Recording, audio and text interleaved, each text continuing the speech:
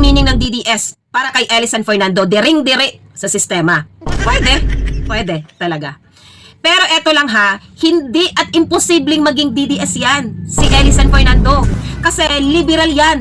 Bata yan ni Chel Jokno, ni Dilima, ni Trillanes, ni itong teacher na ito, ni Magno, ng aktivistang si Aquino, ni Atty. Kulot.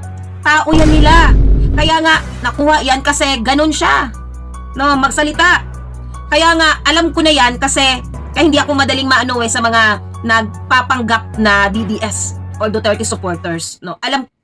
Ramdam ko talaga kung sino talaga yung totoo, no, na supporters talaga. At eto ha, 2022 pa lang, alam na namin yon o alam ko na yon na kumukuha sila ng simpatya. Grabe yung atake nila sa Duterte noon kay Vice President Sara. Pero nung naglaylo siya kasi doon niya nalaman na marami pala talagang supporters ang mga Duterte. Doon din nalaman na bata siya nilang Chel Jokno, no, ng liberal. Kaya imposibleng maging DDS yan, no? Kumukuha lang yan ng simpatya. At nanalo yung nila, yung party list nila na makanggagawa. Ano ba yan? Hindi ko malitok. Silan. Yan na. Kamanggagawa. Yun. Yun ang exact word. Kamanggagawa.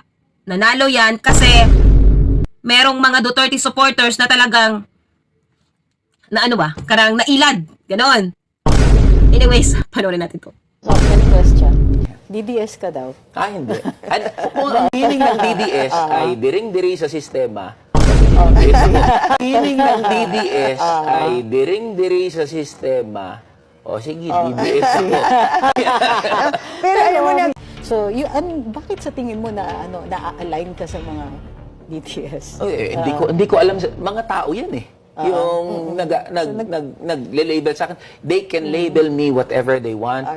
DDS, blue, asul, whatever they want. Hindi naman kasi yun ang issue.